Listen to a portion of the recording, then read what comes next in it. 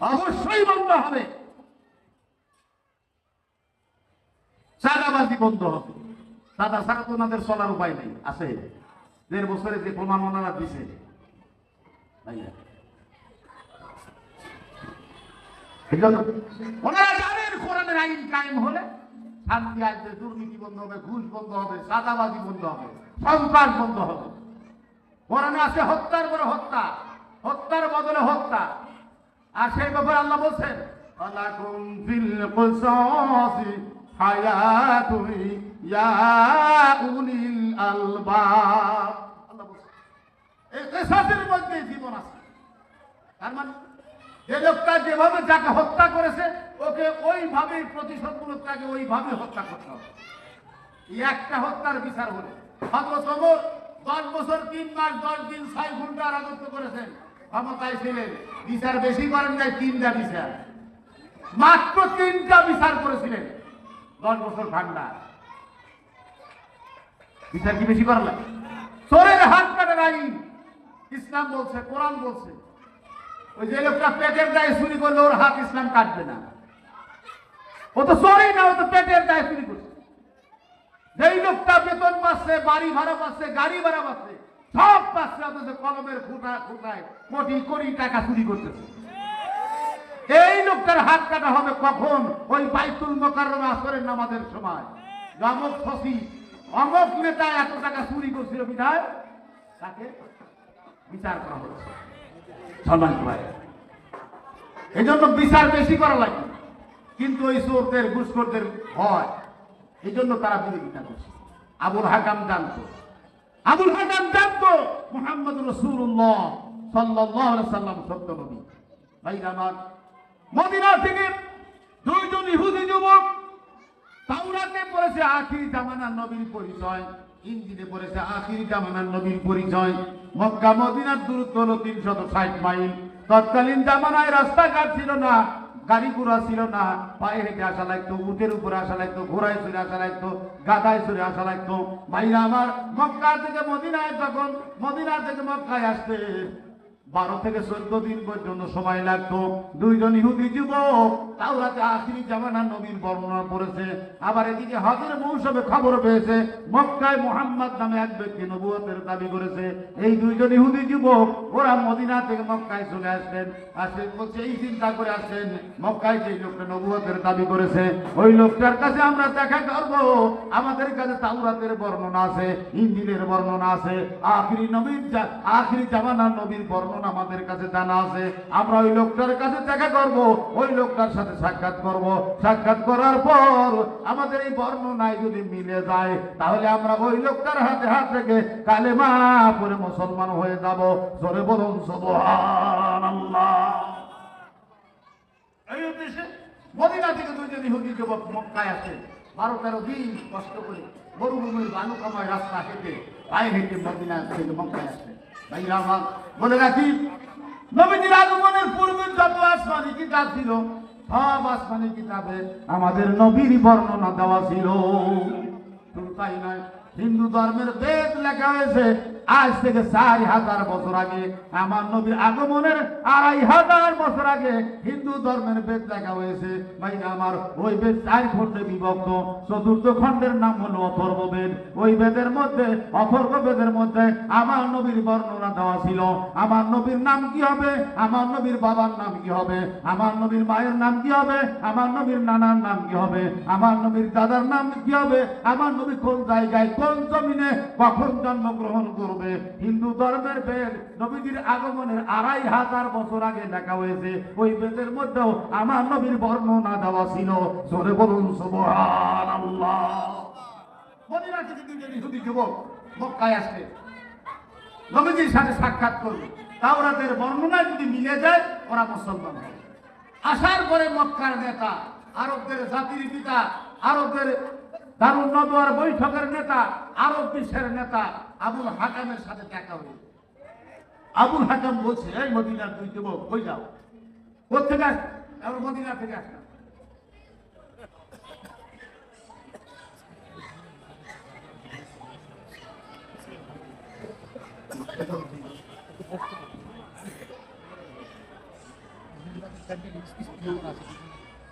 মা বোনদের প্যান্ডেল স্কুলের ভিতরে করা আছে, আপনার স্কুলের ভিতরে বসেন। ভাইজানের আপনার দাঁড়া না থেকে ভিতরে এসে বসেন, আপনার ভিতরে মাহফিলের ভিতরে বসে। এখানে রহমত হবে, আল্লাহর রহমত নাজিল হবে, জান্নাতের ফয়সালা হয়ে যেতে পারে। একটু ভিতরে বসে। আমাদের মাহফিলের দাওয়াতি মেহমান সবাই চলে আসে, প্রধান বক্তা চলে আসে। আমি তো একটু আপনাদের খালি একটু মাহফিলে একটু গোছাই দিচ্ছি, একটু তাড়াতাড়ি চলে আসে। সম্মানিত ভাই, মদিনা থেকে দুইজন ইহুদি যুবক মক্কায় আসেন, আবুল হাকামের সাথে থাকে। আবুল হাকাম জিজ্ঞাসা করে, হে মদিনার দুই যুবক, কোথায় যাও? তাও তোলা করবো, হে মদিনার দুই যুবক কোথায় যাও? মদিনার দুই যুবক বললে, মক্কার নেতা, আপনার দেশে আসলাম। কেন আমার দেশে আসলেন? আপনার দেশে মুহাম্মদ নামে একজন নবুয়তের দাবি করছেন। আমাদের কাছে আখির জামানার নবীর বর্ণনা আছে, আমাদের কাছে তাওরাতের বর্ণনা আছে, আখির জামানার নবীর বর্ণনা আছে। আমরা তার সাথে দেখা করব, সাক্ষাৎ করব। ওই বর্ণনায় যদি মিলে যায়, আমরা তার হাতে হাত থেকে কালেমা পড়ে মুসলমান হয়ে যাব। জোরে বলুন সুবহানাল্লাহ। আবুল হাকাম বলছে, রে মদিনার দুই যুবক শোনো, ও নবী নয়, নবী নয়, একজন জাদুকর, একজন পাগল, একজন বোন। জোরে বলুন নাউযুবিল্লাহ। নবী কেউ বা তোমায় পাগল বলে, কেউ বা বলে জাদুকর। আল্লাহর কোরআন সাক্ষী দেয় রে, নিশ্চয় আপনি পয়গম্বর। আল্লাহুম্মা সাল্লি আলা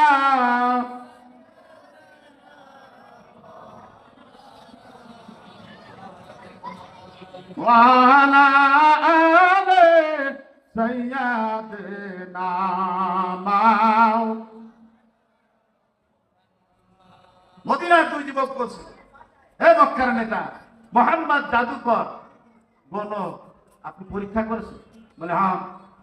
আমি মক্কার নেতা, আরবদের জাতির পিতা, আরব বিশ্বের নেতা। আমি মুহাম্মদকে যত পরীক্ষা করেছি, মক্কার কোন নেতা মুহাম্মদকে এত পরীক্ষা করে নাই।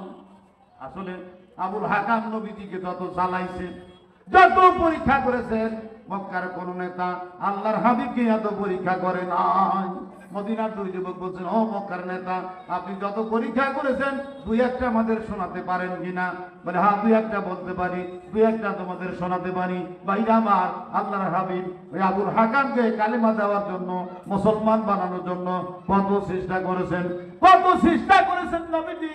আবুল হাকামকে একবার নয়, দুইবার নয়, কিতাবে আছে, ইতিহাস সাক্ষী, আল্লাহ নবী ওই আবুল হাকামকে একবার নয়, দুইবার নয়, 936 বার কালেমার দাওয়াত দিয়েছেন।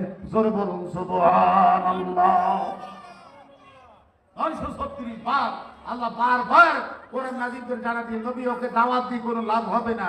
ফাতামাল্লাহু আলা কুলুবিহিম ওয়া আলা সাম'ইহিম ওয়া আলা আবসারিহিম গিশাওয়াতুন ওয়া লাহুম আযাবুন নাযীর। কোনো লাভ হবে না দাওয়াত দিয়ে। এরপর নবীজি একবার নয়, দুইবার নয়, 936 বার কালেমার দাওয়াত দিয়েছেন। এরপরেও আবুল হাকাম মুসলমান হয় নাই।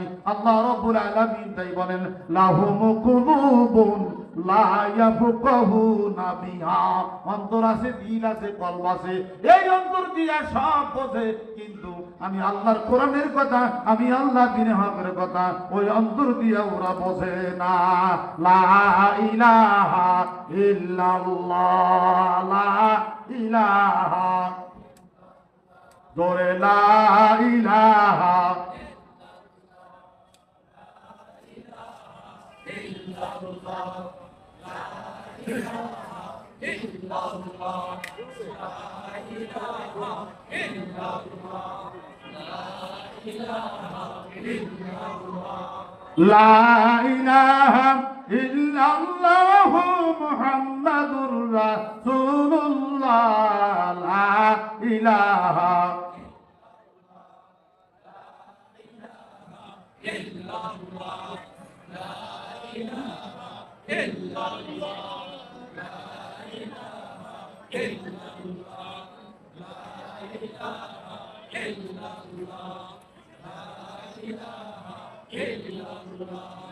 লা ইলাহা ইল্লাল্লাহু মুহাম্মাদুর রাসূলুল্লাহ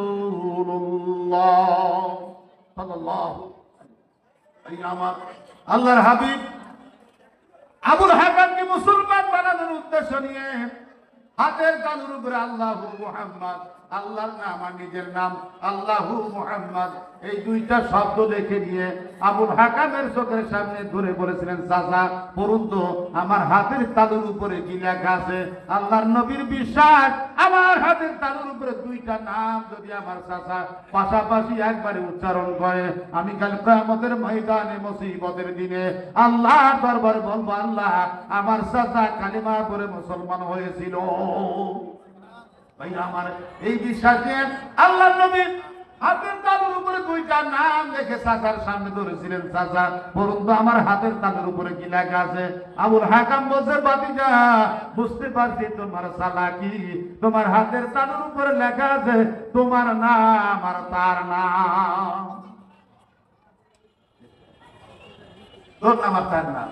ওই যে জ্ঞান আছে, বুদ্ধি আছে, আল্লাহ রাব্বুল আলামিন তাই বলেন, লাহুম কুলুবুন লা ইয়াফকাহুনা বিহা, অন্তর আছে, দিল আছে, কলব আছে, সব বোঝে কিন্তু দিনে হাতের কথা কোরআনের কথা ওই অন্তর দিয়া বোঝে না। ভাইরা আমার, মদিনার দুই যুবকের কাছে আবুল হাকাম বর্ণনা দেয়, ও মদিনার দুই যুবক শোনো, এত পরীক্ষা তোমাদের শোনাতে পারবো না, তোমাদের দুই একটা জানাই। মদিনার দুই যুবক রে, ও মোহাম্মদ কত বড় জাদুঘর। আমি একদিন হাতের মুষ্টির মধ্যে একটা পাথর নিয়ে মুষ্টিবদ্ধ করে মোহাম্মদকে বললাম, বাতিজা আজকে তোমাকে আমার হাতের মুষ্টির মধ্যে কি আছে যদি বলতে পারো, তোমার এই নবী বলে মানে নেব। আল্লাহর হাবিব চেহারার দিকে তাকায় বলেন, চাচা সত্য বলছেন? হ্যাঁ সত্য বলছি। চাচারে সত্যি বলছেন? হ্যাঁ সত্যি বলছি। ও চাচা, আপনার হাতের মুষ্টির ভিতরে যেই বস্তুটা আছে ওই বস্তুটাই যদি সাক্ষী দেয় আমি সত্য নবী, তাহলে কেমন হয়? আরো ভালো হবে। ভাইরা আমার, আবুল হাকামের হাতের মুষ্টির ভিতর থেকে সেদিন ওই পাথর সাক্ষী দিয়েছিল, আশহাদু আল্লাহ ইলাহা ইল্লাল্লাহু ওয়াহদাহু লা শারীকা লাহু ওয়া আশহাদু আন্না মুহাম্মাদান আবদুহু ওয়া রাসূলুহু। অমনি পাথর ফেলে দিয়েছে, পাথর ভাইরা আমার, পাথর সাক্ষী দেয়, ওর হাতের মুষ্টির ভিতর থেকে পাথর সাক্ষী দেয়। এরপরে আবুল হাকাম মুসলমান হয় না।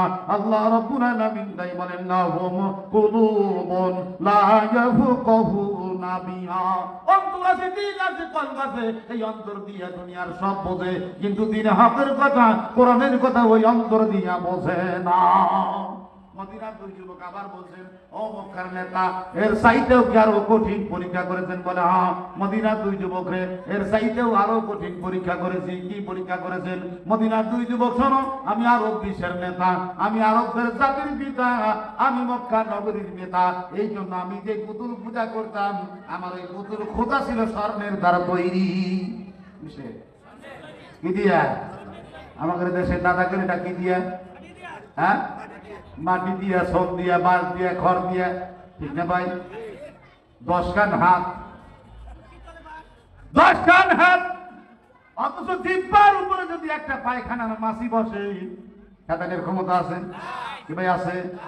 ক্ষমতা নাই।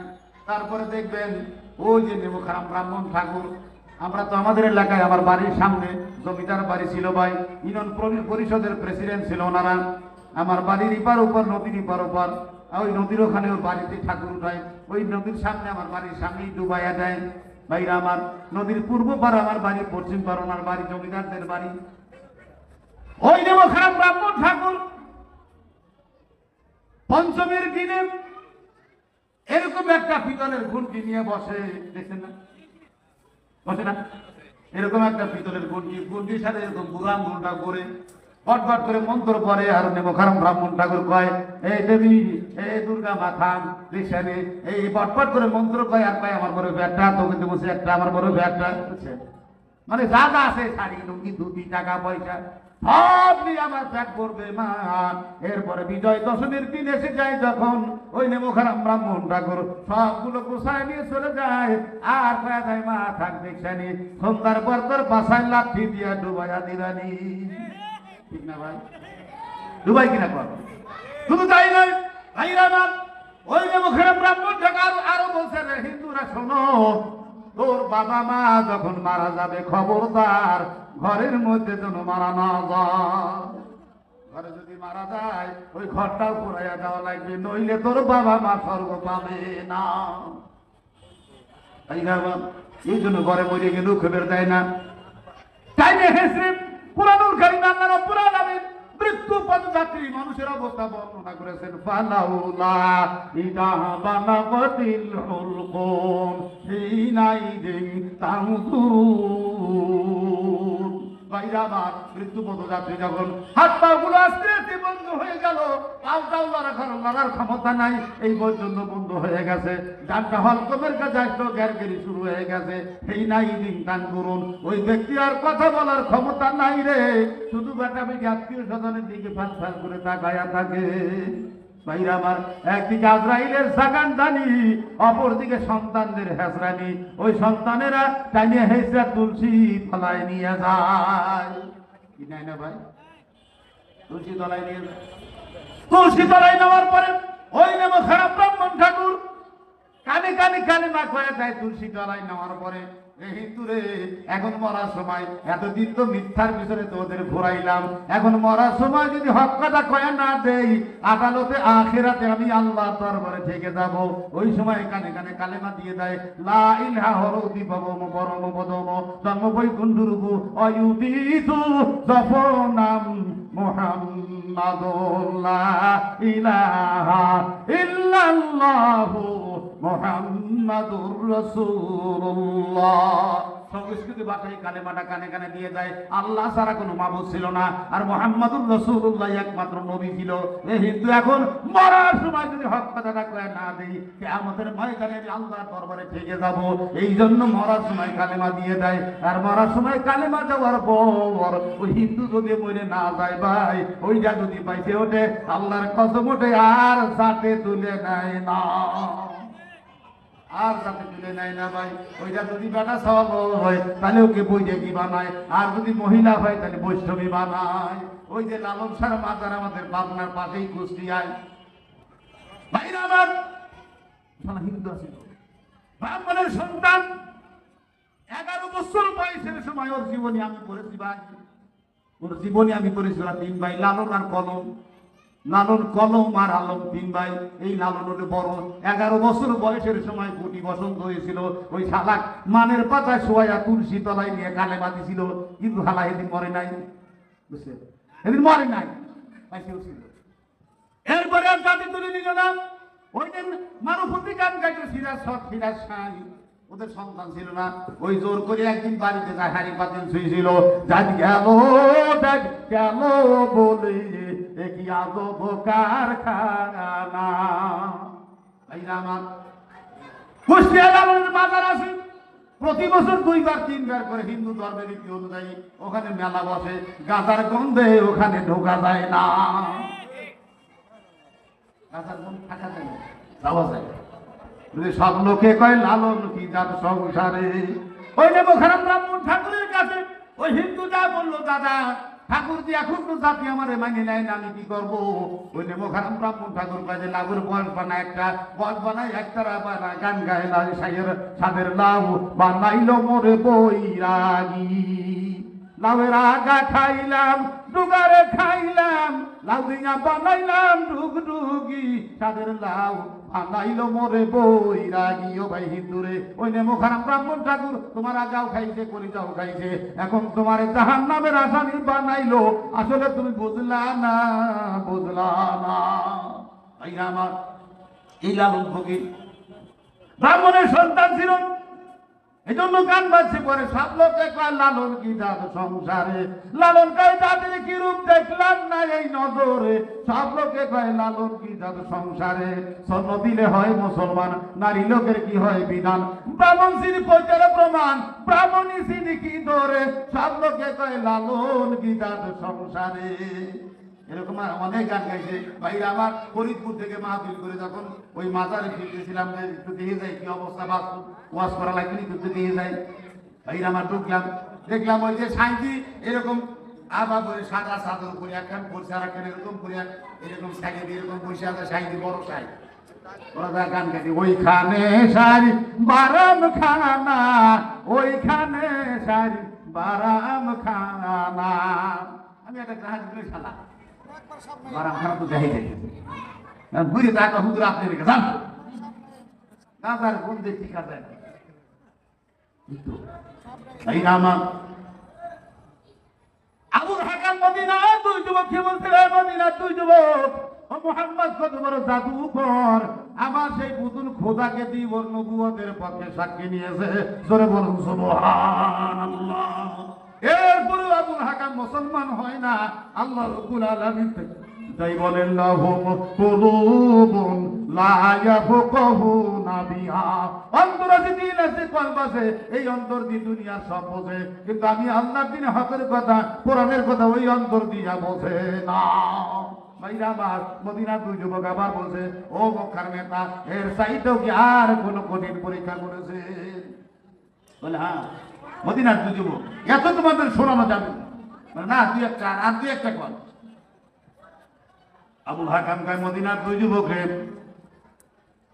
তাহলে শোনো আরো দুই একটা শোনাই। ও মুহাম্মদ কত বড় জাদুকর, আমি একদিন কিছুদিন পূর্বে বাড়ির উপরে গর্ত খনন করেছিলাম, কূপ খনন করেছিলাম, কুয়া খনন করেছিলাম, গর্ত খনন করেছিলাম। উদ্দেশ্য ছিল এই কুয়ার মধ্যে মুহাম্মদকে নিক্ষেপ করব, আর নবুয়তের দাবি করার সাথে জনমের মতো মিটাইয়া দিব। এই আপনাদের বসা কি অসুবিধা হচ্ছে ভাই? যারা বাইরে আছে আপনাদের কি কষ্ট, বসা কি সমস্যা নাই? কোরআনের মাহফিলে আদবের সাথে বসার কথা আল্লাহ বলছে, কোরআন শরীফ আল্লাহ বসার কথা বলছে।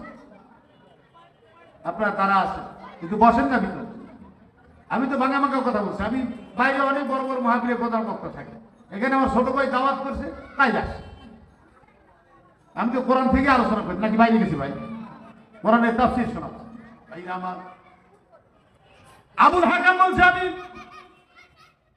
গর্ত খনন করে, কূপ খনন করে, উদ্দেশ্য মুহাম্মদকে এই কুয়ার মধ্যে নিক্ষেপ করে নবুয়তের দাবি করার সাত জনমের মতো মিটাইয়া দিব। সেই জন্য কুয়া খনন করলাম, কুয়াটা পাটি দিয়ে সব দিক ঢেকে রাখলাম, ঢেকে রেখে আমার ছেলে ইকরামাকে বললাম, বেটা ইকরামা যা তোর ভাই মুহাম্মদকে ডেকে নিয়ে আয়। আমার ছেলে ইকরামা গেল, তাফসীরের মধ্যে আছে আমার ছেলে ইকরামা মুহাম্মদকে ডাকার জন্য গেল। মুহাম্মদের আসতে দেরি, সন্ধ্যা ঘনায় আসলো। হঠাৎ করে ওই কুয়াটার উপরে পাটি দিয়ে রেখেছিলাম, পাটি দিয়ে ঢেকে রাখছিলাম, সব দিয়ে ঢেকে রাখছিলাম। হঠাৎ করে কারেন্ট চলে গেল, বিদ্যুৎ চলে গেল, আলোটা নিভে গেল, আর ওই কুয়াটা কোথায় ঢেকে রাখছিলাম আমার মনে নাই। মুহাম্মদের আসতে দেরি, মুহাম্মদ আসতে আসতে আমি নিজে সরে বসতে বসতে আমি নিজেই কুয়ার মধ্যে পড়ে গেলাম।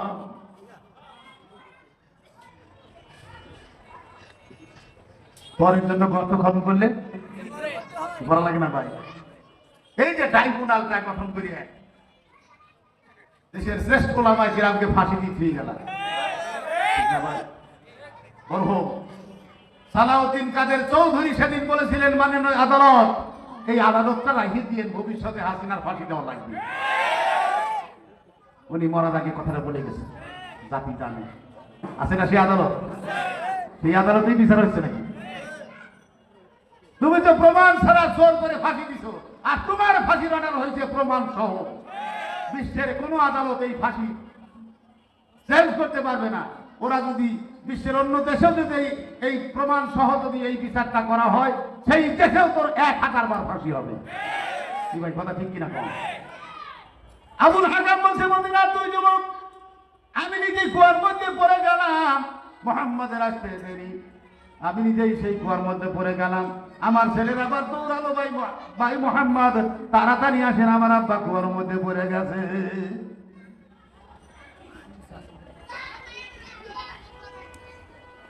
ভাই আমার আল্লাহর হাবিব আসলেন, আসার পরে মানুষ যখন ঠেলাই পড়ে, বিপদে পড়ে, তখন কিন্তু সত্য কথা বলে, ঠিক না? আবুল হাকাম বলছে, মদিনার দুই যুবক শোনো, আমি কুয়ার মধ্যে পড়ে গেলাম। কুয়ার মধ্যে পড়ে যাওয়ার পর আমাকে তোলার জন্য রশি নামায় দেওয়া হলো, দড়ি নামায় দেওয়া হলো, রশি নামায় দেওয়া হলো, দড়ি নামায় দেওয়া হলো আমাকে তোলার জন্য। কিন্তু ওই রশিটা অল্প থেকে ধরতে পারি না, লাগল পাই না, উঠতেও পারি না। মদিনার দুই যুবক রে, আমি কুয়ার মধ্যে আবার চিৎকার দিলাম, ও আমার সন্তানেরা, আরো দড়ি লাগাও, আরো রশি লাগাও। রশিটা নিচে নেমে আসে, রশি লাগায়, ওই রশিটা নিচে নেমে আসে। আমার মনে হয় রশিটা যতটুকু নিচে নেমে আসে, আমি আরো নিচে চলে যাই। দূরত্ব ঠিকই থাকে, লাগল পাই না, ধরতেও পারি না, উঠতেও পারি না। মদিনার দুই যুবক রে, আমি আবার চিৎকার দেই, আরো রশি লাগাও। আবার রশি লাগানো হয়, আবার রশি লাগাই, আবার চিৎকার দেই, ধরতে পারি না। আমি দেখতে পারি রশি নিচে নেমে আসে, কিন্তু আমার মনে হয় রশিটা যতটুকু নিচে নেমে আসে, আমিও ততটুকুই নিচে চলে যাই। দূরত্ব ঠিকই থাকে, লাগল পাই না, ধরতেও পারি না। আবার চিৎকার দেই, আবার রশি লাগাই, আবার চিৎকার দেই, আবার রশি লাগাই, আবার চিৎকার দেই, আবার রশি লাগাই। এভাবে যতবার চিৎকার দেই, দড়ি লাগাও, দড়ি লাগানো হয়, দড়িটা নিচে নেমে আসে। এটাও আমি বুঝতে পারি, দেখতেও পারি, কিন্তু মনে হয় দড়িটা যতটুকু নিচে নেমে আসে, আমিও ততটুকু নিচে চলে যাই। ওই মদিনার দুই যুবক রে, আমি চিৎকার দেই, আমার ছেলেরা রশি লাগায়, আবার রশি লাগায়, আবার চিৎকার দেই। পরিশেষে আমার সন্তানেরা জানায় দিল, আব্বা জান, মক্কা নগরীতে আর কোনো দড়ি না। মদিনার দুই যুবক গুলে মক্কা নগরীর দড়ি দিয়ে রশি দিয়া আমি ধরতেও পারলাম না, লাগুলো পাইলাম না, উঠতেও পারলাম না। আর মোহাম্মদ কত বড় জাদুকর, ওর খোদার নাম নিয়ে হাত নামায় দিয়েছে, ওর হাত ধরে আমি উপরে উঠে আসি। জোরে বলুন সুবহানাল্লাহ। এরপরে আবুল হাকাম মুসলমান হয় নাই, এরপরেও মুসলমান হয় নাই। আল্লাহ রাব্বুল আলামিন তাই বলেন, লাহুম কুলুবুন লা ইয়াফকাহুনা বিহা, অন্তর আছে, দিল আছে, কলব আছে, এই অন্তর দিয়া দুনিয়ার সব বোঝে, কিন্তু দিনে হকের কথা, কোরআনের কথা ওই অন্তর দিয়া বোঝে না। লা ইলাহা ইল্লাল্লাহ, লা ইলাহা,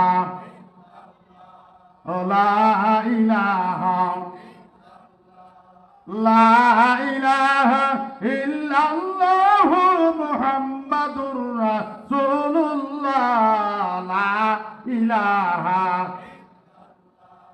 লা ইলাহা,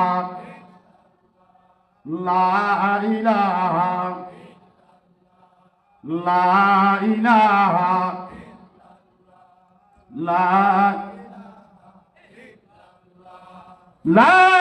ইলাহা ইল্লাল্লাহ মুহাম্মাদুর রাসূলুল্লাহ সাল্লাল্লাহু আলাইহি ওয়াসাল্লাম। মদিনার দুই যুবক আবার বলছিল, ও মক্কার নেতা, এর চাইতেও কি আরো কোন কঠিন পরীক্ষা করেছেন? ও মক্কার নেতা, এর চাইতেও কি আরো কোন কঠিন পরীক্ষা করেছেন? আবুল হাকাম বলছে, রে মদিনার দুই যুবক শোনো, এর চাইতেও আরো কঠিন পরীক্ষা করেছি। এত পরীক্ষা তোমাদের শোনানো যায় না, কত পরীক্ষা করেছি তার বর্ণনা আমি বলতে পারবো না। তোমাদের দুই একটা শোনাতে চাইছিলাম, তোমরা আরো শুনতে চাইলা। মদিনার দুই যুবক রে, এই পর্যন্ত থাকো, মোহাম্মদ জাদুকর আমি প্রমাণ করে দিলাম। আবার মদিনার দুই যুবক আবার বলছে, হুজুর, ও মক্কার নেতা, এর চাইতেও কি আরো কঠিন পরীক্ষা করেছেন? আর একটা দুই একটা আমাদের শোনান, আরো দুই একটা আমাদের শোনান। এবার মদিনার দুই যুবককে বলছে, ও মদিনার দুই যুবক শোনো, ও মোহাম্মদ কত বড় জাদুকর। আমি কিছুদিন পূর্বে মোহাম্মদকে ডেকে নিয়ে এই বাইতুল্লাহর আঙ্গিনায় ডেকে